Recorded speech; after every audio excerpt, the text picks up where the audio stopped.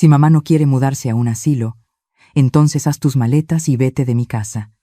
Esas fueron las palabras que mi hijo gritó mientras me miraba fijamente a los ojos. Me quedé en silencio. Solo logré esbozar una débil sonrisa. Doblaba mi ropa con cuidado. Guardaba las viejas fotografías y cerraba mi maleta. Una hora después, una limusina negra se detuvo frente a la casa. Cuando mi hijo abrió la puerta y vio quién había venido a recogerme, la sonrisa desapareció de su rostro. Era como si el suelo se hubiera caído de debajo de sus pies. Pero antes de continuar, revisa si ya te suscribiste al canal y comparte en los comentarios desde dónde nos estás viendo. Nos encantaría saber hasta dónde llegan nuestras historias de venganza. Esa sensación de mirar al niño que una vez sostuviste, que una vez amamantaste, que una vez enseñaste a caminar, y darte cuenta de que ya no reconoces a la persona que tienes delante. Eso fue exactamente lo que sentí cuando mi hijo, Diego, me echó de la casa. No, para ser exactos, me echó de mi propia casa. Esa casa fue comprada con el dinero que ahorré durante 32 años, cosiendo vestidos de novia para otras mujeres. Cada puntada llevaba mi sudor. Cada trozo de encaje pagó por un ladrillo de esa casa. Pero esa tarde de domingo en marzo, nada de eso importaba ya. Estaba lavando los platos después del almuerzo, como siempre, porque según Elena, mi nuera, yo era mejor en la cocina. El frente de mi vestido floral estaba mojado. Mis manos callosas temblaban ligeramente mientras sostenía la esponja. Diego entró, con esa misma expresión fruncida que había visto desde que era pequeño y regañado por su padre. Pero mi esposo, Albert, ya no estaba desde hacía 13 años, y el hombre de 42 años que tenía frente a mí ya no era ese niño. «Mamá, necesitamos hablar». Me sequé las manos con un mantel bordado que me hizo una vieja amiga, me di la vuelta y le ofrecí una sonrisa cansada. «¿Qué pasa, querido?» Elena, con las uñas rojas, el cabello pulido y los labios color rojo oscuro, cruzó los brazos y se recargó en el marco de la puerta como quien espera que comience un espectáculo. «Hemos decidido», dijo Diego, evitando mirarme. «Esta casa se siente un poco apretada. Los niños necesitan más espacio, y tú estás envejeciendo. Tal vez es hora de que encuentres un lugar que se ajuste mejor a ti». Mi corazón latió con fuerza. Sabía lo que venía. «¿Un lugar que se ajuste mejor a mí?», repetí lentamente. «¿Te refieres a un asilo? Mamá, hay algunos muy bonitos cerca. Tienen amigos, actividades, enfermeras que se encargan de ti». «¿Un asilo?», lo interrumpí. La palabra salió disparada como una bala. «¿Estás tratando de enviarme a un asilo?». El silencio en la cocina se volvió pesado. Elena fingió estar revisando su teléfono. Finalmente, Diego me miró. En sus ojos vi algo que nunca había visto antes: frialdad. «No es un hogar de ancianos, mamá. Es una comunidad de vida asistida de lujo. La única diferencia», respondí con calma, «es que estás intentando deshacerte de mí». Mi voz no tembló. No iba a dejar que lo vieran. Diego gritó: «Entonces vete. Si no quieres mudarte a un hogar de ancianos, empaca tus cosas y sal de mi casa». Su grito resonó por la cocina, rebotó en las paredes que había pintado, a través del pasillo, donde colgué las fotos, y subiendo la escalera que había limpiado todos los días durante 3 años. Elena intentó ocultar una sonrisa burlona con la mano, pero la vi. Ese fue el momento en que algo dentro de mí se rompió. No mi corazón, ese ya se había hecho pedazos hace tiempo. Fue el último hilo que me conectaba a la ilusión de que todavía tenía una familia. Respiré hondo, miré al sol que ya no reconocía, y hice lo último que él esperaba. Sonreí. «Está bien, Diego. Empacaré mis cosas». Su rostro cambió, confusión mezclada con miedo. Esperaba lágrimas, súplicas, algún tipo de escena. Pero no, solo había una calma escalofriante. Subí las escaleras hasta la pequeña habitación en la parte trasera de la casa donde dormía, un espacio tan pequeño que parecía un armario de almacenamiento. Saqué mi vieja maleta de cuero, la misma con la que me había mudado hace 3 años. Doblé mi ropa cuidadosamente, cada blusa, cada vestido, cada bufanda que había cosido yo misma. Saqué una pequeña caja de madera llena de fotos, Albert y yo en el día de nuestra boda, Diego siendo un bebé en mis brazos Mi madre en el jardín de la casa donde crecí. No derramé ni una sola lágrima. 1 hora después, bajé con la maleta. Diego estaba sentado en el sofá que yo había comprado. Elena junto a él, con esa expresión triunfante. Cuando sonó el timbre, Diego se levantó con un suspiro molesto y abrió la puerta. Su rostro nunca lo olvidaré. Una limusina negra y elegante esperaba afuera. El conductor, vestido con un traje, abrió la puerta trasera, y de allí salió un hombre de unos 70 años, con el cabello plateado perfectamente peinado, vestido con un traje azul marino profundo. Era Héctor González, el antiguo socio de negocios de Albert y dueño de González Holdings, el hombre más rico del vecindario, y había venido por mí. Diego se quedó paralizado, con la boca abierta. Elena se puso pálida. Héctor entró, dirigiéndose directamente hacia mí como si mi hijo no existiera. «Catalina», dijo con una sonrisa cálida, «¿estás lista?» Tomé mi maleta y le eché una última mirada a Diego. «Gracias por todo, Diego. La casa ahora es toda tuya». Salí al exterior. La sonrisa en su rostro desapareció por completo. A través de la ventana trasera de la limusina, lo vi aún de pie, inmóvil en el porche, observando cómo su madre se iba con elegancia. Y por primera vez en 3 años me sentí libre. Por dentro, el sutil aroma del cuero genuino y la colonia cara llenaban el aire. Héctor se sentó junto a mí, manteniendo una distancia respetuosa mientras el coche avanzaba por la avenida principal. Sostuve con fuerza el mango de la maleta, como si fuera lo único real que quedaba. Mis manos temblaban, no por miedo, sino por una extraña mezcla de alivio e incredulidad. «Catalina, ¿estás bien?», preguntó Héctor suavemente. Quería decir, «Estoy bien», pretender que tenía el control. Pero lo que salió fue un suspiro cansado. «Ni siquiera sé cómo me siento, Héctor. Todo esto es demasiado nuevo». Asintió sin decir nada. Nos sentamos en silencio, observando cómo la ciudad pasaba. Autos, carteles, peatones, el mundo en movimiento, como si mi vida no se hubiera derrumbado apenas. Cuando llegamos a su edificio, una lujosa torre de cristal en el centro de la ciudad, necesité el brazo de Héctor para poder bajar. Los guardias de seguridad se inclinaron respetuosamente. Él les sonrió, mientras yo permanecía invisible para ellos, solo una mujer a su lado. El espejo del ascensor reflejaba a una mujer de 68 años, vestida con simplicidad, cabello gris recogido, ojos hinchados por contener las lágrimas. «Aún sigue siendo hermosa, Catalina», dijo Héctor con suavidad, como si leyera mis pensamientos. «Siempre lo ha sido». Quería reír, decirle que debía estar viendo cosas, pero la sinceridad en sus ojos me calló. Su departamento estaba en el piso 23, un ático con vista a la ciudad. Cuando se abrieron las puertas, me quedé parada, sorprendida. Pisos de mármol, techos altos, luz del sol entrando a raudales por las paredes de cristal, la decoración elegante, pero cálida. «Tu habitación está arriba», dijo Héctor, cargando mi maleta. «Tienes tu propio baño, vestidor y balcón. Siéntete como en casa. Esta es tu casa. Ahora. Mi casa ahora». Esas palabras resonaban en mi cabeza mientras subía las escaleras de madera pulida. El dormitorio era el doble de grande que el que había tenido en casa de Diego. Una cama king size cubierta con sábanas blancas y nítidas. La luz dorada del sol filtrándose a través de las cortinas de lino. El aire olía fresco, como un nuevo comienzo. Me senté en el borde de la cama y las lágrimas finalmente llegaron. No por tristeza, sino por agotamiento, por años de dolor reprimido finalmente liberado. No supe cuánto tiempo lloré. Cuando levanté la vista, la ciudad brillaba bajo las luces de la noche. Mi teléfono vibraba sin cesar, Diego llamando. Dejé que sonara hasta que se detuvo. Luego, de nuevo, lo rechacé. Las notificaciones inundaron la pantalla. 47 llamadas perdidas. 23 mensajes. Los abrí. «Mamá, ¿dónde estás? Por favor, contesta». ¿Quién era ese hombre? ¿Podemos hablar? «Mamá, estoy preocupada». Me reí suavemente. ¿Preocupada por mí? ¿Después de echarme de mi propia cocina?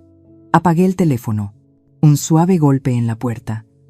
«Catalina, preparé un poco de té», Héctor dijo mientras entraba con una bandeja de plata, una tetera y unas galletas. Se sentó junto a la ventana, sirviendo el té en silencio. El aroma de café de olla y melisa llenó la habitación. Mi mezcla favorita. ¿Cómo lo sabías?, pregunté. Albert me lo dijo, respondió suavemente. Dijo que siempre lo tomabas antes de acostarte. La mención de Albert me hizo doler el corazón. Albert González, el hombre que amé más que a mi propia vida, que había muerto de un infarto hacía 13 años. ¿Por qué viniste hoy, Héctor? ¿Cómo lo sabías? Hizo una pausa. No lo sabía. Fue pura casualidad. Iba conduciendo y vi a tu nieto jugando en el jardín. Pensé en parar a saludar, pero algo me dijo que volviera más tarde. Cuando te vi salir con esa maleta y la expresión de tu hijo, lo entendí todo. Me echó, dije, con la voz plana. Mi propio hijo. Héctor dejó su taza y entrelazó los dedos. Catalina, necesito decirte algo. Pero primero, hay algo que he guardado para mí durante muchos años. Mi corazón comenzó a latir más rápido. Sus ojos reflejaban paz y tristeza. Siempre te he amado, dijo en voz baja. El silencio después fue tan profundo que pude escuchar mi propia respiración. Desde el día en que Albert te presentó como su prometida, tenías 23 años, con ese vestido amarillo con pequeñas flores. Tu sonrisa iluminaba toda la habitación. Supe que había perdido la única oportunidad de mi vida. No sabía qué decir. Mi mente quedó en blanco. La voz de Héctor se hizo más suave, pero más firme.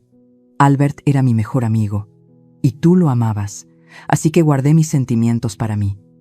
Los convertí en respeto, en amistad.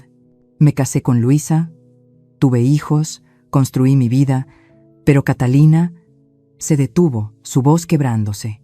Siempre ha sido la única en mi corazón. Las lágrimas volvieron a caer. Ni siquiera sabía por qué. Quizás por confusión, o porque, por primera vez en tanto tiempo, alguien realmente me vio. No como una madre agobiada, sino como una persona, con valor. Luisa falleció hace 5 años, continuó. Hice mi duelo, esperé hasta que pudiera, pero nunca encontré el valor para buscarte. Héctor se levantó, dio un paso más cerca, luego se arrodilló ante mí, un multimillonario de 73 años, arrodillándose ante una mujer como yo. Pero hoy, cuando te vi salir de esa casa con la gracia de una reina, supe que no podía perderte otra vez. Héctor, yo. Me detuvo suavemente. No tienes que decir nada. Solo sabes que ya no estás sola. Nunca más estarás sola. Besó mi frente, una promesa en forma de un toque. Luego salió en silencio de la habitación. Me quedé allí, mirando la ciudad brillante a través del vidrio, sosteniendo una taza de té ya fría. Por primera vez en décadas, me sentí realmente vista. A la mañana siguiente, Héctor tocó a mi puerta. «Ponte algo bonito», me dijo, con una sonrisa misteriosa. «Tenemos una cita importante». «¿Qué tipo de cita?» «Confía en mí». 1 hora después, llegamos a la oficina de su abogado, un elegante edificio de cristal en el centro. Su abogado, el doctor Omar Sánchez, un hombre calvo con gafas, me estrechó la mano con un respeto inusual. «Señora Catalina, es un honor conocerla». Héctor sacó una silla para mí y se sentó junto a mí. «Omar, adelante». El abogado abrió una carpeta azul, sacó varios papeles y me miró directamente. «Señora Catalina, el señor González tiene una oferta para usted. Desea otorgarle acciones de minoría en 3 de los proyectos de González Holdings. Esto le proporcionaría un ingreso mensual estimado de alrededor de 100,000 pesos, dependiendo de los resultados trimestrales». Parpadeé varias veces, atónita. «Perdón, ¿qué dijo?» Héctor sonrió. «Nunca más tendrás que depender de nadie. Ni de mí, ni de un hijo desagradecido, ni de nadie». En ese momento, lo entendí. Mi vida había cambiado por completo. Diego seguía llamando. 47 llamadas que se convirtieron en 200, pero nunca respondí. Porque algunas puertas, una vez cerradas, deben mantenerse cerradas, al menos por ahora. Pero lo que Diego no sabía era que la limusina ese día no era la sorpresa más grande. Su verdadera pesadilla recién comenzaba. A la mañana siguiente, desperté en el penthouse de Héctor. Se sentía extraño, como despertar en un lugar ajeno, tomándome unos segundos para recordar dónde estaba. Abrí los ojos y vi el techo alto, las cortinas de lino meciéndose con la brisa. Por un momento, pensé que estaba soñando, pero no lo estaba. Me incorporé lentamente, mis rodillas crujían, el precio de la edad. Salí al balcón y miré hacia la ciudad abajo. Desde aquí, Ciudad de México se veía completamente diferente, más limpia, más brillante, más tranquila.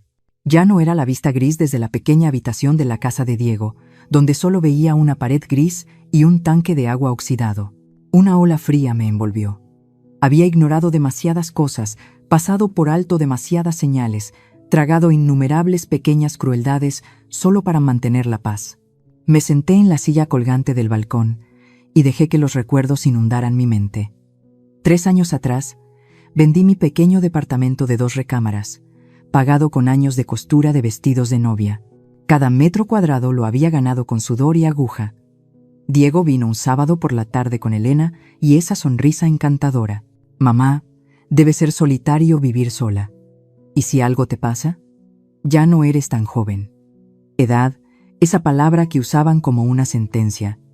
Estoy bien, hijo. Tengo amigos, mis propias rutinas. Elena intervino, dulce como miel. Nuestra casa es grande, los niños te adoran y te vamos a cuidar mucho. Cuidar. Sonaba reconfortante, pero era una mentira envuelta en amabilidad.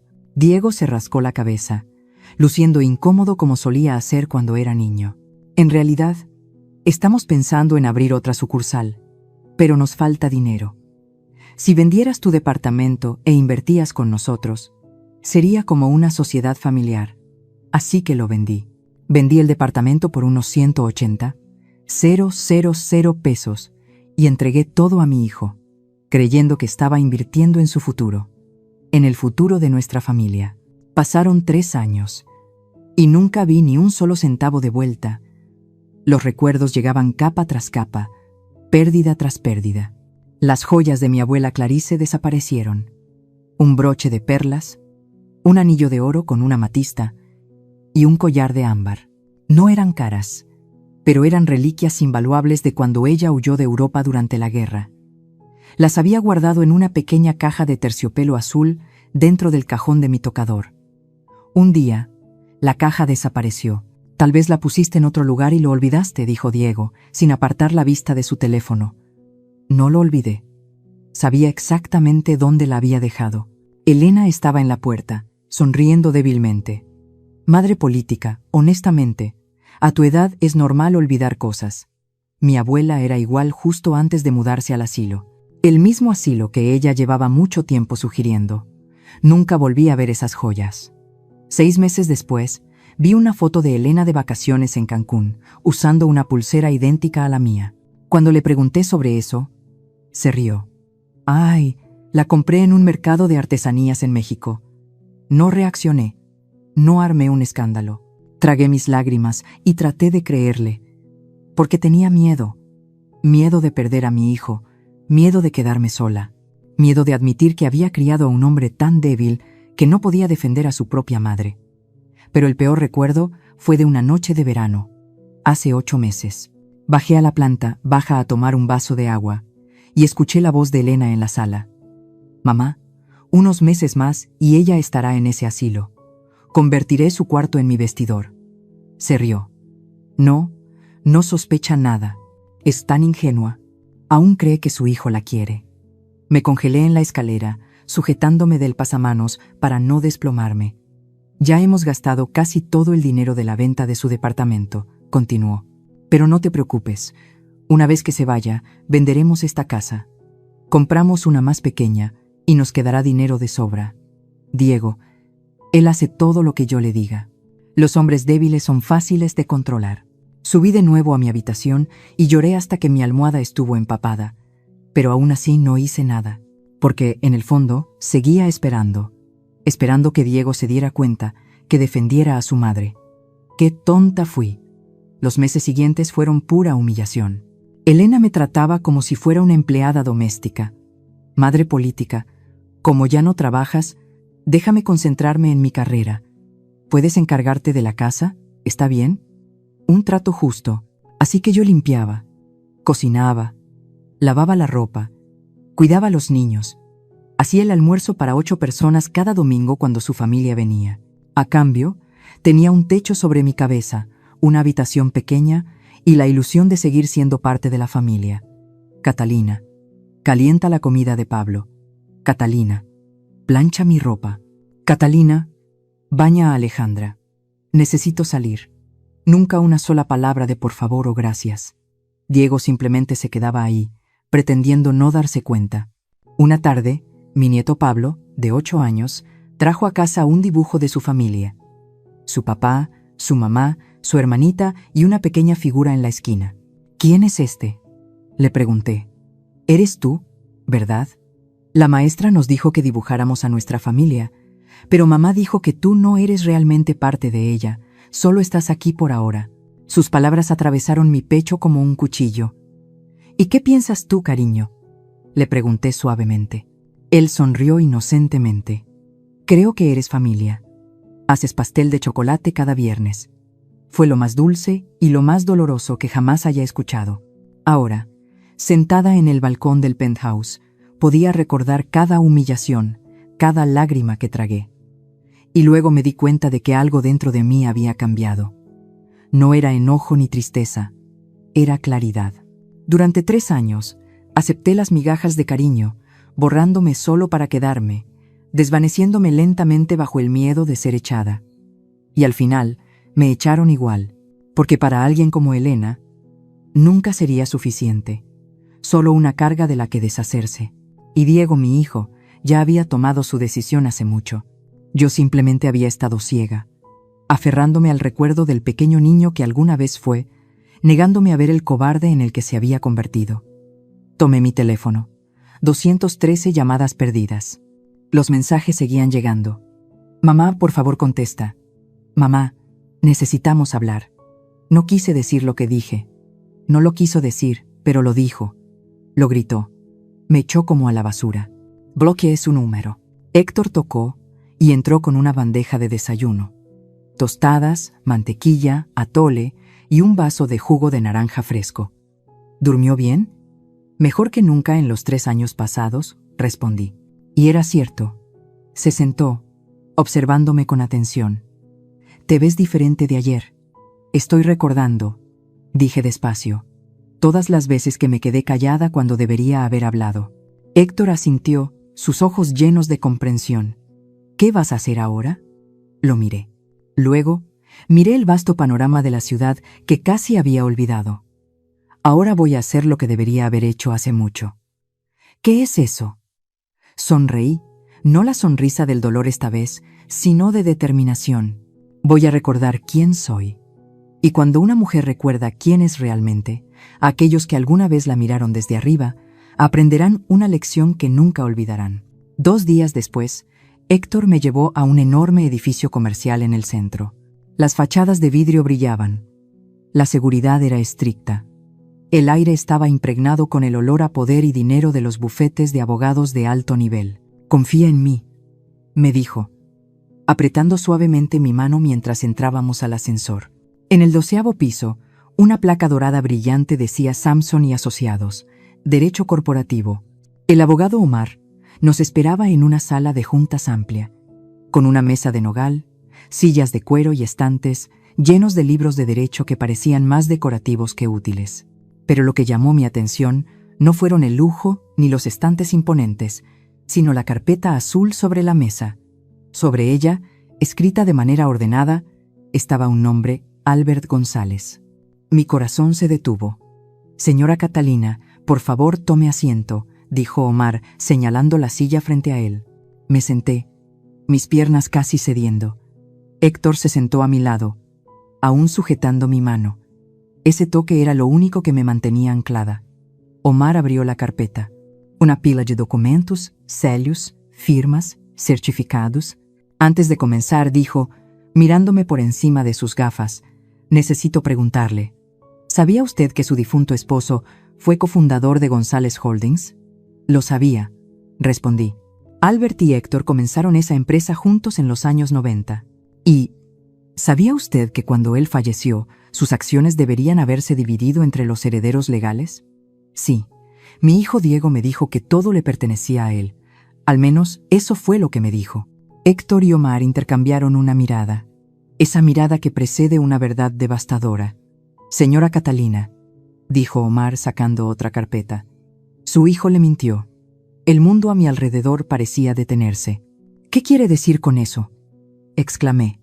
Albert dejó un testamento notariado. El 40% de las acciones le pertenecían a usted. El 40% a Diego y el 20% a la fundación benéfica que él creó. Sacó un documento y lo empujó hacia mí. Aquí tiene la fecha, la firma y la certificación oficial, redactado 3 meses antes de su fallecimiento. Mis manos temblaron mientras lo tomaba. La firma de Albert, clara y firme, y junto a ella, mi nombre. 40%. Pero Diego dijo que el abogado le recomendó que, dado que yo no entendía de negocios, era mejor que todo estuviera a su nombre. Firmé un poder notarial. Usted firmó para que él lo administrara, corrigió Omar con firmeza. No para que lo robara. Esas son 2 cosas muy diferentes. Usted sigue siendo la propietaria legal del 40%. Mi cabeza giraba. Demasiada información, demasiada rabia, demasiada traición. La mandíbula de Héctor se tensó. Hay más, dijo. Hace 2 años, Diego vendió todas las acciones de la empresa a un grupo de inversión. Forjó su firma y se quedó con todo el dinero. Mi garganta se cerró. ¿Cuánto? Omar echó un vistazo a otro documento.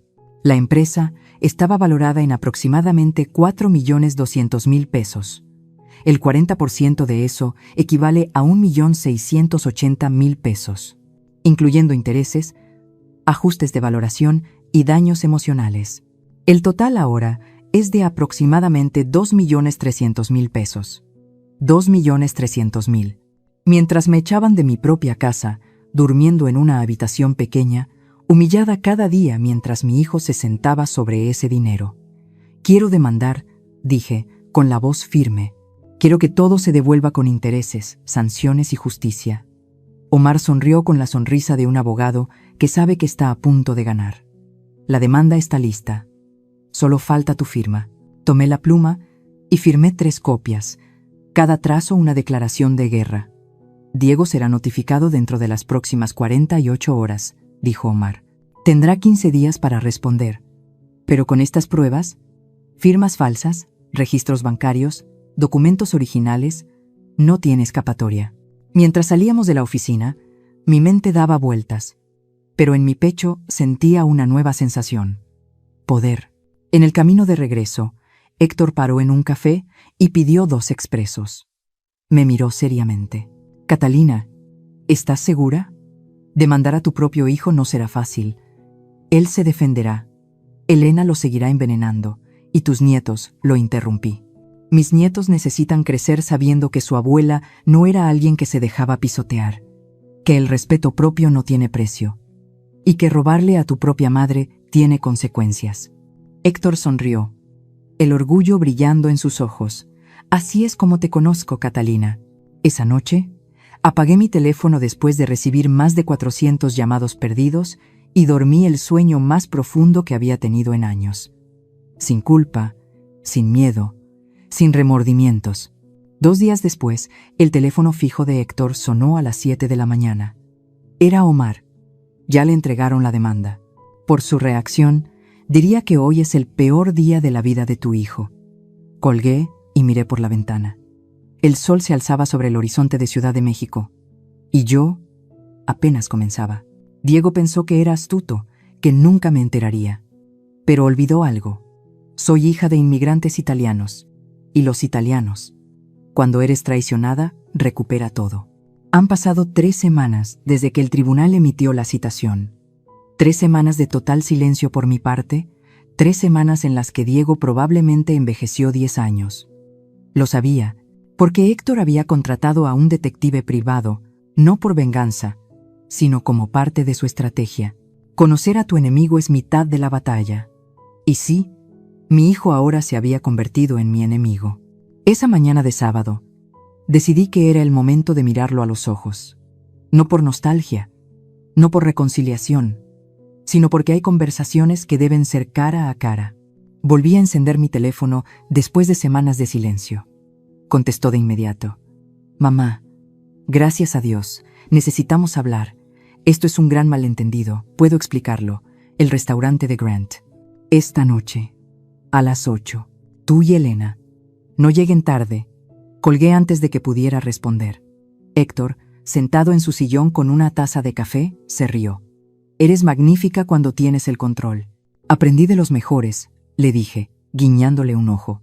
A las 7:30, ya estaba lista. Elegí un vestido negro hasta la rodilla, el que me había cosido años atrás, pero nunca me atreví a usar. Tacones bajos, el cabello suelto sobre mis hombros. Un par de hebras plateadas brillaban bajo la luz, los labios pintados de rojo profundo. Cuando bajé, Héctor se levantó abruptamente, asombrado. Catalina, estás impresionante. Sonreí levemente. La venganza se sirve fría, pero aún se puede ver bien mientras se disfruta. Llegamos a Grant's exactamente a las 8. El restaurante era elegante, con candelabros de cristal, manteles blancos impecables, camareros con guantes. Ese tipo de lugar donde una sola cena costaba lo mismo que una semana de trabajo de costura en mis tiempos. Diego y Elena ya estaban sentados en la esquina, ambos luciendo incómodos. Cuando me vieron, sus rostros cambiaron. Diego se puso pálido. Los ojos de Elena se abrieron de par en par. Ya no era la vieja mujer con vestido floreado, empapada de detergente. Volvía a ser yo misma, la mujer que ellos habían olvidado que existía. Caminé hacia ellos, sintiendo cómo todas las miradas se posaban sobre mí. Tal vez fuera mi imaginación, pero me sentí como una reina. Mamá, Diego saltó de su asiento, intentando abrazarme. Lo esquivé y me senté frente a ellos, cruzando las piernas y haciendo una señal al camarero. Un vaso de vino tinto, por favor. Gracias. El aire estaba cargado de tensión. Elena jugaba nerviosa con su servilleta. Diego miraba a su alrededor, evitando mis ojos. Se ven bastante bien, ustedes, dije de manera casual. Elena, vestido nuevo, ¿no? Y tú, Diego, ese es un reloj Tag Heuer, ¿verdad? Muy bonito. Diego tragó saliva con dificultad. Mamá, sobre la demanda. Oh, la demanda. Interrumpí sonriendo. Sí, deberíamos hablar de eso. Abrí mi bolso. Saqué un sobre marrón y lo dejé en el centro de la mesa. Quiero que ambos vean esto. Elena observó el sobre como si fuera una bomba a punto de estallar. ¿Qué es eso?, preguntó, su voz temblando. Ábranlo y vean. Diego rasgó el sobre con las manos temblorosas. El color se le fue del rostro. Dentro había copias de documentos falsificados, mi firma falsificada y extractos bancarios que mostraban una transferencia de 680,000 pesos a su cuenta hace 2 años. ¿De dónde sacaste esto?, susurró. Tu padre era un hombre cuidadoso, Diego. Guardaba copias de todo en una caja de seguridad. Cuando él murió, me dejó la llave. Una mentira, pero no necesitaban saberlo. Simplemente nunca pensé que las usaría contra mi propio hijo. Mamá, yo puedo explicar. Entonces adelante, dije fríamente. Explícame por qué falsificaste la firma de tu madre. ¿Por qué me robaste casi 2 millones pesos? ¿Por qué me dejaste dormir en un cuarto de almacenamiento mientras tú gastabas mi dinero en relojes suizos y restaurantes de lujo? El camarero trajo el vino. Tomé un largo sorbo. El sabor amargo se expandió en mi lengua, más dulce que cualquier cosa que haya probado antes. Elena trató de recuperar la compostura. Suegra, no era nuestra intención. Me giré hacia ella. Mi mirada hizo que ella retrocediera. Cállate. No tienes derecho a hablarme. Tú eres la que robó las joyas de mi abuela, me convirtió en sirvienta en mi propia casa y planeó meterme en una casa de retiro para convertir mi cuarto en tu vestidor. Elena se puso pálida. ¿Cómo lo supiste? Las casas tienen oídos. Y hablas demasiado alto por teléfono. Diego enterró su rostro en sus manos. Mamá, todo esto es culpa mía. Elena no tiene nada que ver. Bien, dije. inclinándome hacia adelante. Entonces, admítelo. Admite que robaste mi dinero. Me echaste de mi propia casa y me gritaste como a un animal. Las lágrimas caían por su rostro, pero no sentí compasión. No sé qué te pasó, Diego. El chico que crié ya no está. Lo único que queda es un cobarde que eligió el dinero por encima de su madre. Mamá, lo siento. Reí una risa seca, vacía. Solo lo sientes porque te atraparon, porque ahora tendrás que devolverlo todo, cada centavo, con intereses y daños. Me levanté y tomé mi bolso. Qué curioso, dije. Una vez vendí mi departamento para invertir en ti 180,000 pesos, y mientras yo vivía apretada en una habitación pequeña, tú te sentabas sobre casi 2 millones de pesos de mi dinero. La empresa estaba pasando dificultades, mamá. Necesitaba el dinero. ¿Necesitabas? Elevé la voz. Algunas personas miraron, pero no me importó. ¿Necesitabas para comprar un coche nuevo? ¿Para ir de vacaciones a Cancún? ¿Para comprar vestidos de diseñador mientras tu madre lavaba tu ropa y dormía en una habitación sin ventanas? El silencio era sofocante. Los ojos de Elena se llenaron de lágrimas, pero eran lágrimas de rabia, no de remordimiento. Tu abogado tratará con el mío, dije, alejándome de la mesa. O devuelves lo que me pertenece pacíficamente, o el tribunal lo hará. Y créeme, dolerá mucho más. Mamá, espera. Me giré una última vez. Una cosa más, Diego. Cuando muera, y no será pronto, porque ahora tengo una razón para vivir más tiempo. No vengas a mi funeral. No llores lágrimas falsas. No pretendas ser un hijo devoto. Tuviste tu oportunidad y la tiraste. Salí del restaurante con la cabeza en alto. El chofer de Héctor me esperaba afuera. Subí al auto y respiré profundamente. Solo cuando el coche empezó a moverse, mi cuerpo comenzó a temblar, y una sola lágrima rodó por mi mejilla, no por tristeza, sino por alivio, porque al fin, después de todos estos años, había dicho todo. Pero esa cena no fue más que el comienzo, porque una vez que Elena se dio cuenta de que estaba a punto de perderlo todo, su verdadero rostro apareció. La trampa que Elena preparó después estuvo a punto de destruirme. Y créeme, lo peor aún estaba por venir. Después de aquella cena, pensé que finalmente podría respirar tranquila, que los días más oscuros ya quedaban atrás, que lo único que quedaba era esperar a que la justicia hiciera su trabajo. Me equivoqué. Una semana después, Héctor entró en mi habitación con una mirada que nunca le había visto antes, una mezcla de enojo y repulsión. Catalina, necesitamos hablar. Su tono hizo que mi estómago se retorciera. Ese tono nunca traía buenas noticias. Se sentó al borde de la cama, con un sobremarrón en las manos, evitando mirarme a los ojos. El investigador que contraté para dar seguimiento al caso encontró algo. Hizo una pausa y luego dijo en voz baja: «Es sobre Elena». «¿Qué pasó ahora?», pregunté. Abrió el sobre. Dentro había fotografías de Elena entrando en un hotel, saliendo de un departamento y varias fotos de ella besando a un hombre que definitivamente no era Diego. Era más joven, musculoso, con la cabeza rapada, usando una camiseta ajustada, el tipo de hombre que vive en el gimnasio, no en casa. «¿Quién es él?», pregunté, aunque en el fondo ya lo sabía. «Esteban Cruz, 32 años. Entrenador personal. Trabaja en un gimnasio en el centro», dijo Héctor, hojeando más fotos. Imágenes. Se han visto al menos durante un año, de 2 a 3 veces por semana. Siempre en el mismo hotel, al lado de la carretera. Una extraña ola de satisfacción se apoderó de mí. Así que, la esposa perfecta también tenía sus propios secretos sucios. ¿Algo más?, pregunté. Héctor asintió y sacó varios estados de cuenta bancarios. ¿Recuerdas las joyas de tu madre? ¿Las piezas que desaparecieron? Fueron vendidas en una joyería del centro. 23,000 pesos. El dinero se transfirió a una cuenta conjunta que Elena abrió en secreto con este hombre. Me quedé helada. 23,000 pesos, los tesoros de mi abuela Clarisa, recuerdos invaluables, vendidos para financiar su aventura. Y esto, dijo, entregándome un último papel. Boletos de avión a Cancún, reservados el año pasado bajo los nombres Elena y Esteban. Una estancia de 7 días en un hotel de 5 estrellas, pagado con una tarjeta de crédito vinculada a la cuenta de Diego. Todo era cierto. El llamado retiro de chicas, del que ella había mentido, en realidad era una luna de miel con su amante, financiada con dinero robado de mí.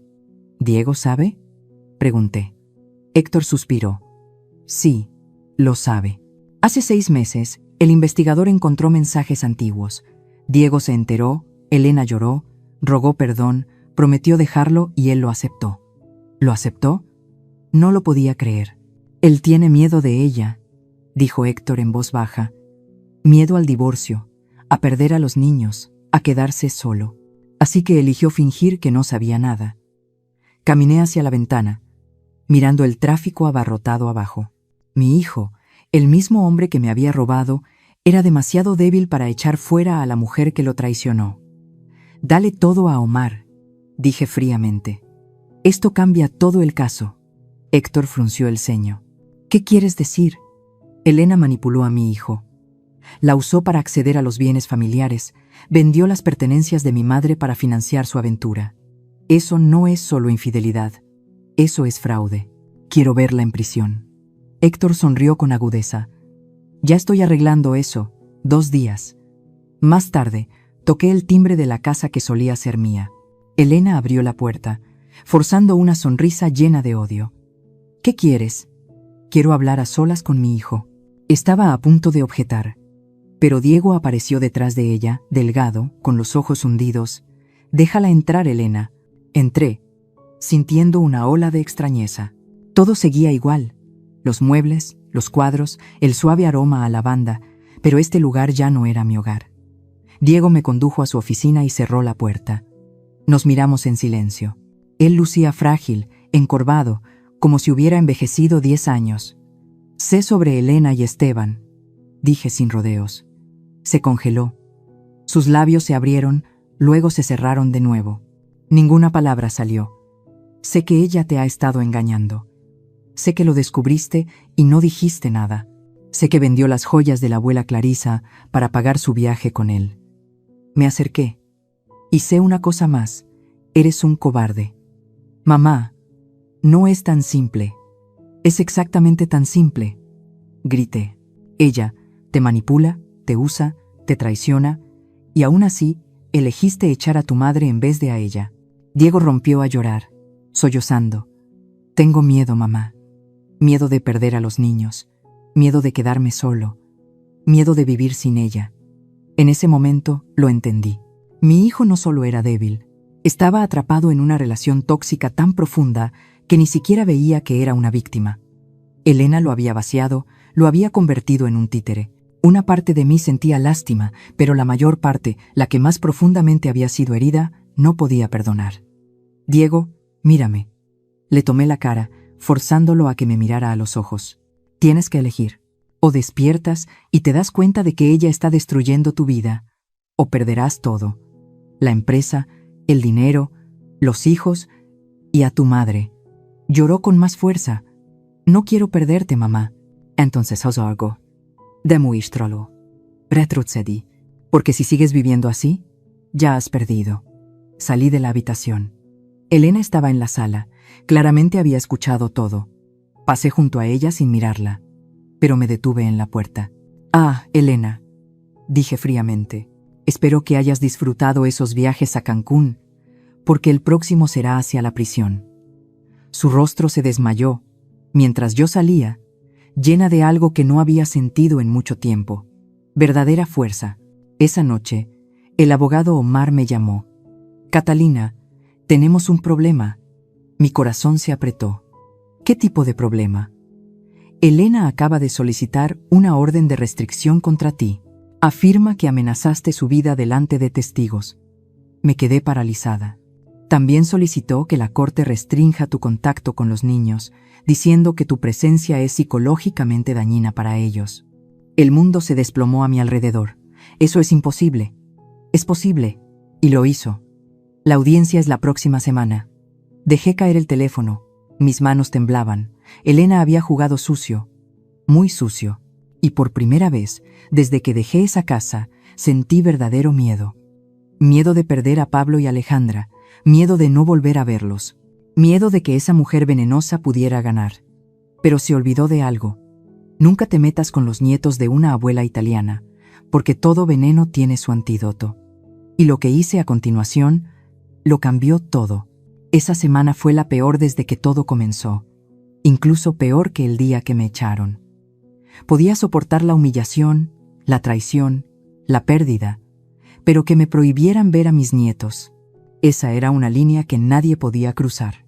Durante 3 noches sin dormir, me senté en el balcón, mirando las luces de la ciudad, pensando en Pablo y Alejandra, en sus sonrisas llenas de dientes. La dulce abuela de Alejandra, Catalina, las tardes de viernes preparando pastel de chocolate juntas. Todo eso podría ser arrebatado de mí debido a una mentira. En la mañana de la audiencia, me puse un traje azul oscuro, el cabello perfectamente recogido, luciendo como la mujer compuesta y digna que soy, no la peligrosa anciana que Elena intentaba hacerme parecer. Omar me recogió a las 8 a.m. En el coche, repasó el plan. Mantén la calma. No reacciones ante provocaciones. Deja que yo me encargue de hablar. Me miró con seriedad. Y prepárate, ella no mentirá mucho. El tribunal estaba en un edificio antiguo en el centro de la ciudad, con un olor a papel y humedad. Los pasillos eran estrechos y estaban llenos de murmullos de abogados y trajes. Al final del pasillo estaba Elena, con un vestido sencillo hasta la rodilla, maquillaje discreto, el cabello recogido en un moño, sin joyas, luciendo como la madre modelo que pretendía ser. Diego estaba a su lado, la cabeza agachada. No podía mirarme a los ojos. La sala de audiencias era pequeña y sofocante. La jueza, una mujer de unos 50 años con el cabello corto y una expresión severa, leía el expediente con voz monótona. Audiencia de orden de restricción. Caso número. Mi corazón latía con fuerza. El abogado de Elena, un hombre corpulento con un traje arrugado, se levantó. Su señoría, mi clienta ha vivido con miedo constante desde que la señora Catalina la amenazó. Abrió una carpeta. Hay un testigo que confirma que la demandada dijo, y cito, «Tu próximo viaje será a la prisión». Eso es una amenaza directa. La jueza me miró por encima de sus gafas. ¿Confirma que dijo eso? Omar se levantó. Su señoría, debe considerarse el contexto. Estoy preguntando a la demandada. La jueza lo interrumpió. Tomé una respiración profunda. Sí, lo dije, pero no fue una amenaza. Fue una declaración legal. Manteniendo la voz firme, ella vendió los bienes familiares para financiar su aventura. Eso es un crimen. Susurros recorrieron la sala del tribunal. El rostro de Elena se enrojeció. «Mentira», gritó, levantándose de golpe. «Está inventando todo esto para destruirme». «Orden», golpeó la jueza con el martillo. «Siéntese, señorita Elena. Solo yo hago las preguntas aquí». El abogado de la demandante continuó. «Además de la amenaza, también hay una preocupación por el bienestar infantil. Los 2 menores, Pedro de 8 años y Alicia de 5, están viviendo en un ambiente lleno de tensiones. La señora Catalina visita sin previo aviso. Hace comentarios acusatorios sobre su madre, lo que provoca angustia emocional. Yo solo visité una vez en todo el mes. No pude evitar explotar». La jueza levantó la mano. «Señora Catalina, por favor, guarde silencio». Luego se volvió hacia el abogado. «Continúe». «Pedro tiene pesadillas», dijo dramáticamente. Le contó a su maestro que su madre y su abuela siempre están peleando y no quiere perder a ninguna de las dos. Alicia ha comenzado a mojar la cama nuevamente, algo que no hacía desde hace 2 años. Por lo tanto, solicitamos que se prohíba a la señora Catalina ponerse en contacto con los niños hasta que se resuelva este asunto familiar. Sentí como si mi alma fuera arrancada de mi cuerpo. No ver a mis nietos, no abrazos, no más tardes horneando juntas. Las lágrimas comenzaron a llenar mis ojos sin poder detenerme. Omar se levantó de inmediato. «Su señoría, esto es una manipulación descarada. La demandante está usando a los niños como armas para presionar a mi cliente en una disputa inmobiliaria de millones de pesos en curso». Tenemos pruebas de que Elena malversó bienes, vendió objetos familiares y usó el dinero para una aventura extramarital. Eso no está dentro del alcance de esta audiencia. La jueza lo interrumpió. Solo estamos tratando la orden de restricción. Pero, Su Señoría, todo está interconectado. Entiendo su punto, consejero. Ella hojeó el expediente en silencio durante lo que me pareció una eternidad. Luego habló suavemente. Concedo parcialmente la petición. Mi mundo se derrumbó allí mismo. El tribunal dictaminó. Se prohíbe a la señora Catalina acercarse a la residencia familiar. Contuve la respiración hasta que la jueza levantó la vista hacia mí y continuó. Sin embargo, los derechos de visita con sus nietos se mantendrán, siempre y cuando las reuniones se lleven a cabo en un lugar neutral y bajo supervisión una vez por semana. No fue el resultado que había esperado, pero al menos no fue lo peor. Elena, por otro lado, lucía una sonrisa triunfante, como si incluso la más pequeña restricción contra mí fuera suficiente para satisfacerla. Cuando salí del tribunal, estaba completamente agotada. Héctor me esperaba afuera, y en el momento en que me vio, corrió hacia mí y me abrazó con fuerza. Justo allí, en la polvorienta acera de ese viejo tribunal, me desmoroné en sus brazos. Lloré más fuerte que nunca desde el día en que murió mi esposo. Lloré por la injusticia, por la crueldad, por tener que ver a mi hijo sentado inmóvil en esa sala del tribunal en silencio mientras su esposa destruía a su propia madre. Ella ganó. Lloré desconsoladamente. Ella logró separarme de mis nietos. Héctor apretó su abrazo y susurró en mi oído. Ella no ha ganado, Catalina. Esto fue solo una batalla. La guerra real aún está por venir. Esa noche no pude comer ni hablar. Me senté en el balcón, mirando la interminable oscuridad. Héctor trató de consolarme, me trajo té caliente, una manta cálida, música suave, pero nada podía calmarme. Al final de la noche, se sentó a mi lado y tomó mi mano. Catalina, mírame, dijo. Me volví hacia él, mis ojos hinchados de tanto llorar. Esa mujer no sabe con quién se está metiendo, dijo. Te subestima, cree que te vas a rendir, pero olvidó una cosa. ¿Qué cosa?, pregunté en voz baja. Él sonrió. Que eres la mujer más fuerte que he conocido. Criaste a un hijo sola, trabajaste durante décadas, perdiste a tu esposo y aún sigues de pie. Esto no será lo que te rompa. Sus palabras encendieron una pequeña chispa en mi interior. Entonces, ¿qué quieres que haga? Héctor se levantó, fue a su despacho y regresó con una carpeta gruesa. Quiero que dejemos de defendernos y empecemos a contraatacar. La abrí y vi hojas con balances, contratos y reportes financieros. El negocio de Diego está al borde de la quiebra, explicó Héctor. Mala gestión, gastos imprudentes, malas inversiones. En 6 meses deberá más de $500,000. Miré hacia arriba. ¿Cómo sabes eso? Sonrió. Porque compré sus deudas en silencio, a través de algunas empresas intermediarias.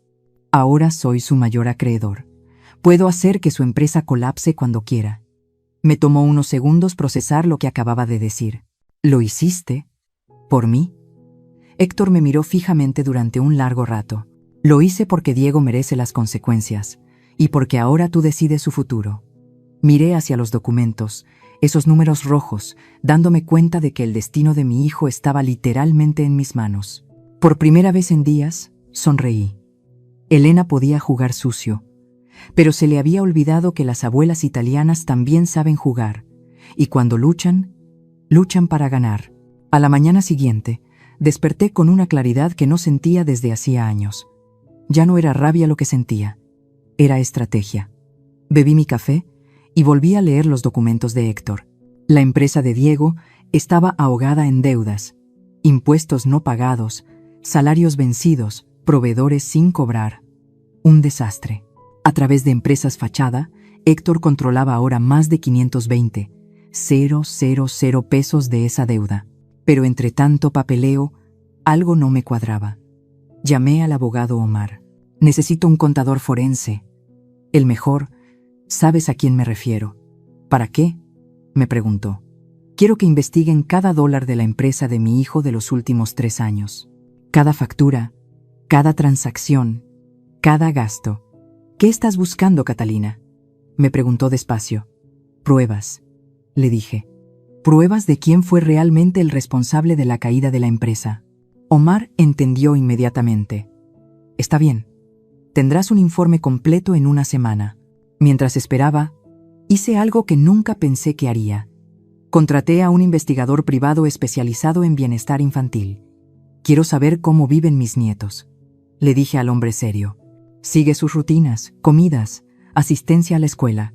Sospecho que ella los está descuidando. Él asintió, tomando notas detalladas. Tendrás mi informe en 10 días. Exactamente una semana después, Omar llegó a mi casa con una carpeta gruesa.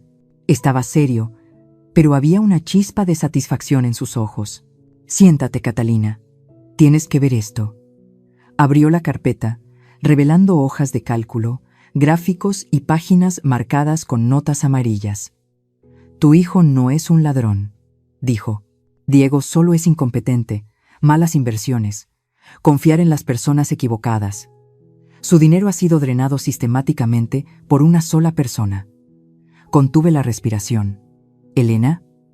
Exactamente, señaló las cifras. En los últimos 3 años, más de 340,000 pesos desaparecieron de la empresa por retiros no autorizados, transferencias a cuentas falsas, pagos a proveedores inexistentes. Pasó a otra página. Cada rastro lleva a 3 destinos. Una cuenta conjunta a nombre de Elena y su amante Esteban, una inversión a nombre de su madre y un departamento secreto comprado solo a nombre de ella. Cerré los puños. Ella no solo había traicionado a mi hijo, lo había arruinado financieramente, de manera lenta y deliberada. Hay más, Catalina, dijo Omar, entregándome otro documento. Las joyas de tu abuela Clarice no fueron vendidas por 23,000 pesos como ella había dicho. En realidad, se vendieron por 58,000 pesos. Ella se quedó con la diferencia a través de un trato fraudulento con el joyero, que resulta ser su primo. Mis manos temblaban, mitad furia, mitad alivio. Finalmente tenía pruebas reales. ¿Qué hacemos ahora?, pregunté. Omar esbozó una sonrisa fría. Ahora la destruimos. Al día siguiente, el investigador me entregó el informe sobre mis nietos. Pablo había faltado 3 días a la escuela esa semana porque su madre olvidó llevarlo. Las comidas eran comida rápida. Los refrigerios se salteaban. Alejandra había comenzado a mojar la cama de nuevo, no porque me temiera, sino porque su madre pasaba horas gritando por teléfono, discutiendo con Diego hasta altas horas de la noche, dejando a los niños solos con la televisión. Había fotos y videos. Pablo esperando afuera de la escuela a las 5 p.m., sin que nadie lo recogiera. Alejandra llorando en el parque con una quemadura del sol. Eran pruebas irrefutables de negligencia. Sostuve esas fotos. Mis manos temblaban. Mis nietos. Susurré. ¿Es suficiente?, pregunté a Omar, entregándole todos los archivos: fraude financiero, negligencia infantil, pruebas claras. Él hojeó las páginas y luego levantó la vista con una sonrisa. Catalina, no solo tienes suficiente evidencia, dijo, golpeando la mesa. Tienes un arsenal. Pero una cosa seguía atormentándome.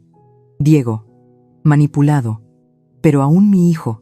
Parte de mí quería venganza, pero otra parte quería salvarlo. Esa noche me senté con Héctor en el balcón. Podría destruirlos a ambos.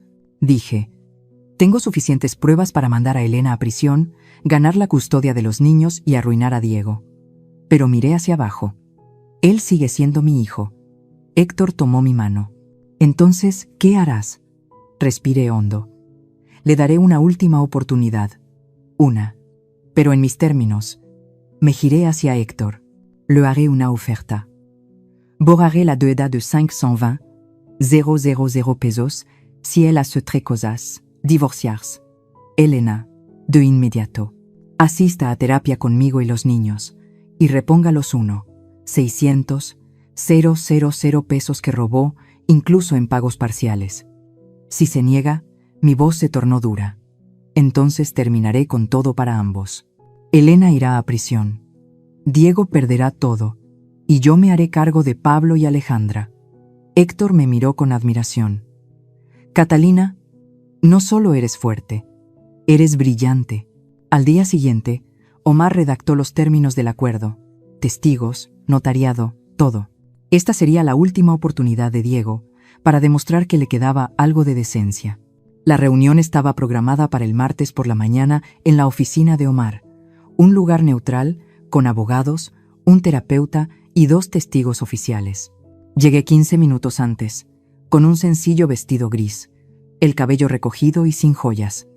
Quería verme como yo misma, tranquila, serena, inquebrantable. Héctor se sentó a mi lado. Omar revisó los documentos. El contador forense Paul preparó su laptop y 2 testigos judiciales estaban listos. Exactamente a las 10 a.m. se abrió la puerta. Diego entró primero, delgado, con el traje colgando suelto, sin afeitar, ojeras debajo de los ojos. Parecía un hombre que lo había perdido todo. Elena entró detrás, con un vestido rojo ceñido, tacones altos, maquillaje lo suficientemente grueso para esconder su miedo. Su arrogancia había desaparecido, reemplazada por un temor palpable. El abogado de ellos, el mismo hombre robusto con el traje arrugado, entró al final. «Buenos días», comenzó Omar, con tono frío y firme. «Gracias a todos por venir. Esta reunión es para la reconciliación, pero todo será grabado y podrá ser utilizado en la corte». Elena abrió la boca para protestar, pero su abogado la detuvo. «Por favor, continúe». Omar encendió el proyector. Aparecieron gráficos detallados en la pared. Vamos directo al grano. En los últimos 3 años, más de 340,000 pesos han desaparecido de la empresa del señor Diego. Señaló los números en rojo. Transacciones no autorizadas, pagos fraudulentos, transferencias ilegales.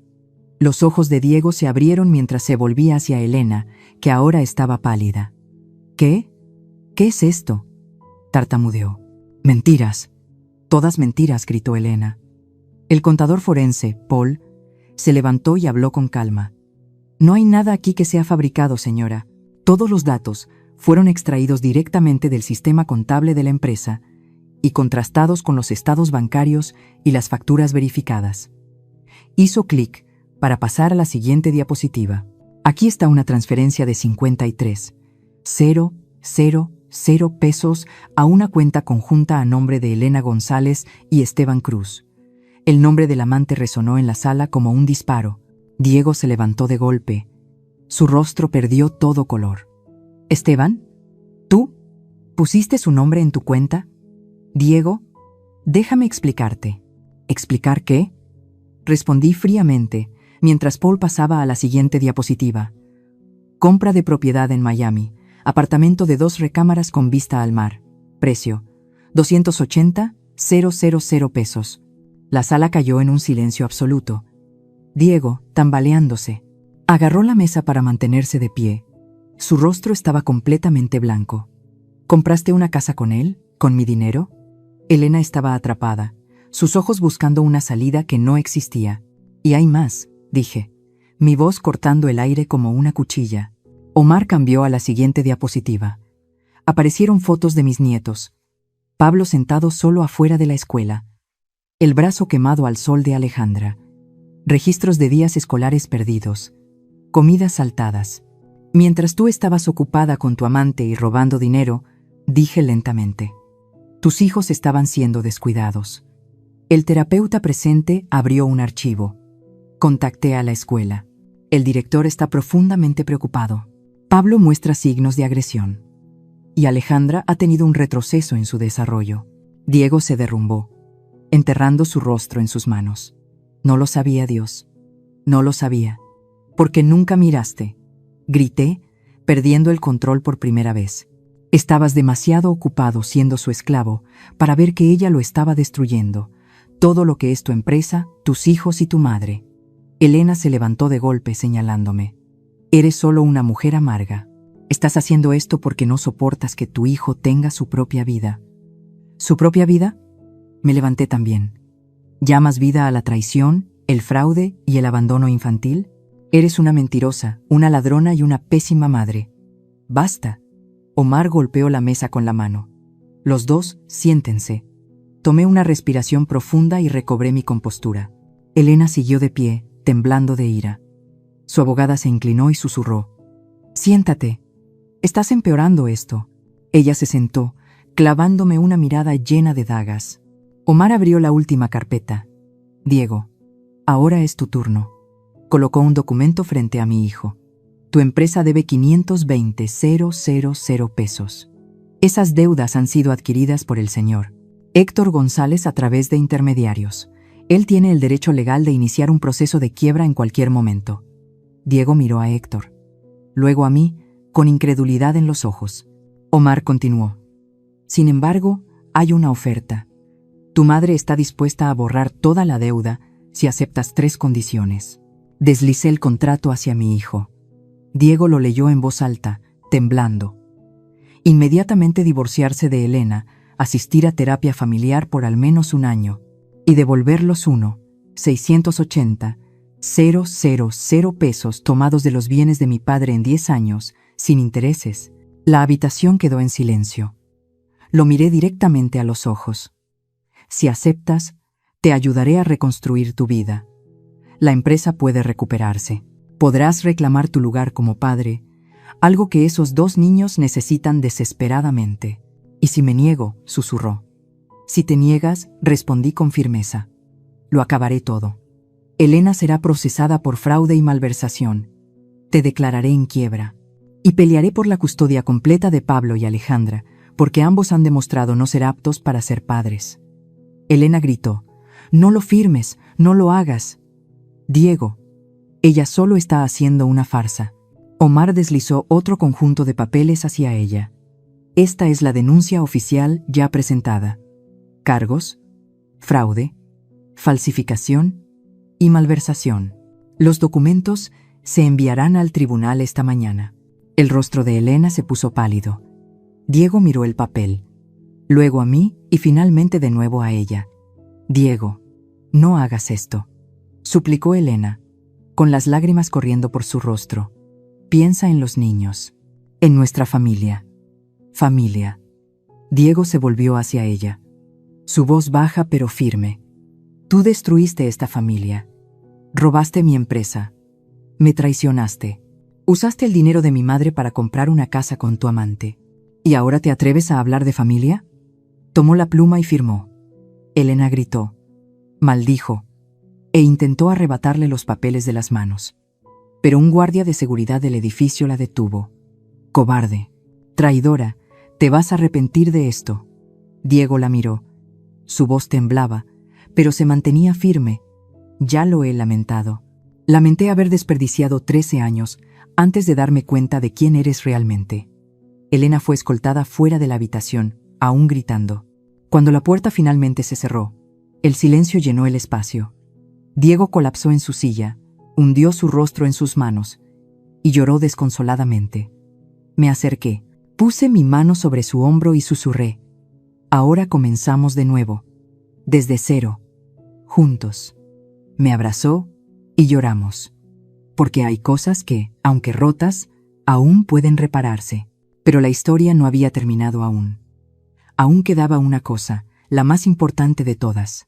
6 meses pueden sonar a poco, pero cuando estás reconstruyendo una vida desde las cenizas, cada día se siente como 1 año. Ahora estoy sentada en el balcón de mi departamento, tomando mi café matutino.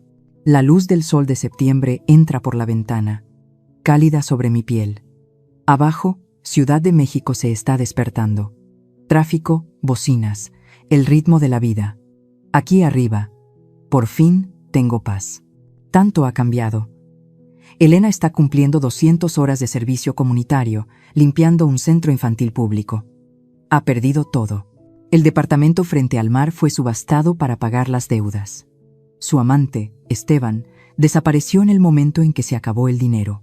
Es curioso cómo las personas como él siempre desaparecen rápidamente cuando sus bolsillos están vacíos. Ella todavía intenta llamar a los niños. A veces Pablo contesta, cortés pero distante. Alejandra sigue llorando después de cada llamada, pero el terapeuta dice que el tiempo sanará. En cuanto a Diego, mi hijo ahora vive en un pequeño departamento de 2 habitaciones en Brooklyn. Modesto, pero ordenado y luminoso. Trabaja para una empresa de logística. Ya no es el dueño. Ya no es el jefe. Solo un empleado. La semana pasada me dijo: «Mamá, por primera vez en años, duermo tranquilo, sin deudas, sin mentiras y sin esa voz venenosa susurrándome al oído. Ahora tiene la custodia compartida. Los martes y jueves los niños se quedan con él y cada sábado me visitan. Hoy es sábado. Miro el reloj, las 9:15. Mi corazón late más rápido. Cada vez se siente tan emotivo como la primera vez. Suena el timbre. Abro la puerta. Es la abuela. Alejandra corre hacia mis brazos. Su cabello más largo. Le faltan 2 dientes de enfrente. Pablo la sigue. 8 años. Intenta comportarse como un adulto, pero aún me abraza fuerte. Abuela, trajimos todos los ingredientes para hornear. Papá nos dejó escoger todo en la tienda. Diego está en la puerta, sosteniendo 2 bolsas grandes. Se ve más saludable, con una luz en los ojos. Buenos días, mamá. Buenos días, hijo. Héctor sale de la cocina, con un trapo de cocina en las manos. Bueno, ¿estamos listos para hacer el mejor pastel de chocolate de América, mis pequeños chefs? Los niños gritan emocionados y corren a la cocina. La cocina se convierte en un campo de batalla dulce, con flores de chocolate por todos lados. Las manos de Alejandra cubiertas de chocolate. Pablo, concentrado en romper los huevos como un científico. Diego está a mi lado, batiendo la mezcla en silencio. Después de un rato, dice suavemente: «Mamá, gracias». «¿Por qué?», le pregunto. «Por no rendirte conmigo, incluso cuando no lo merecía». Pongo mi mano sobre la suya. «Eres mi hijo. Puedo enojarme, puedo sufrir, pero nunca te abandonaré. Puedo dar un paso atrás, pero nunca te daré la espalda». Rápidamente se limpia una lágrima. La terapia me ayudó a ver que había sido emocionalmente abusado durante años. Ella controlaba cada parte de mí. No lo digo para justificar lo que hice, pero ahora entiendo por qué estaba tan ciego. ¿Y ahora?, le pregunto. Sonríe, una sonrisa genuina que no había visto en mucho tiempo. Ahora me siento libre, como si estuviera vivo de nuevo. El pastel termina de hornearse y el aroma a chocolate llena la casa. Alejandra grita desde la sala: «Abuela, ¿ya está listo?». 10 minutos más, cariño. Cortamos el pastel y nos sentamos alrededor de la mesa. Pablo habla sobre la escuela. Alejandra me muestra orgullosa su dibujo de una familia. Abuela, papá, los 2 niños y Héctor, todos tomados de la mano. «¿Dónde está tu mamá?», pregunta Diego en voz baja. «Ella está en otra página», responde Alejandra con inocencia. «Porque ahora vive lejos». Los niños tienen su propia manera de entender las cosas, sencillas pero profundas. Héctor me mira desde el otro lado de la mesa sonriendo. Le devuelvo su cálida mirada. Cuando todos se van y Diego lleva a los niños al parque, Héctor y yo nos sentamos nuevamente en el balcón. Él toma mi mano. «Catalina, lo lograste. Reconstruiste todo. Lo hicimos», le respondo. «No podría haberlo hecho sola». «Podrías», dice riendo. «Eres la mujer más fuerte que he conocido». Apoyo mi cabeza en su hombro, observando el sol teñir la ciudad de dorado. «¿Sabes qué he aprendido de todo esto?», le pregunto suavemente. «¿Qué es eso?», pregunta él. «Que no tenemos que conformarnos con pedazos rotos, que el respeto propio no se compra, y aunque la vida nos haga pedazos, aún podemos reconstruirnos». Me giro hacia él, y cuando nos reconstruimos con nuestras propias manos, nunca volvemos a ser lo que fuimos. «¿Entonces qué nos convertimos?», pregunta Héctor. Sonrío. Nos convertimos en diamantes. Pensaron que podían romperme, pero no sabían que ya me he roto y renacido tantas veces que aprendí a convertirme en un diamante. Y los diamantes, ya sabes, no se rompen, solo brillan. Al mirarlo ahora, me doy cuenta de que a veces nuestras mayores pérdidas son los momentos que nos enseñan lo que realmente significa el amor. La familia no siempre es perfecta, pero el amor verdadero tiene el poder de sanar las heridas más profundas. El perdón no significa olvidar. Significa elegir la paz por encima del rencor. Una vez pensé que lo había perdido todo, pero en esa pérdida encontré lo que más importaba: amor. respeto propio y el verdadero significado del hogar. ¿Y tú? Si tuvieras que elegir entre perdonar y dejar ir, ¿qué elegirías? Comparte tus pensamientos abajo, porque creo que cada historia que contamos puede ayudar a alguien a encontrar su propia luz. Y si te gustaría seguirme en este viaje, donde se cuentan historias de familia, valentía y renacimiento directamente desde el corazón, no te vayas, porque aún hay mucha belleza esperando por delante.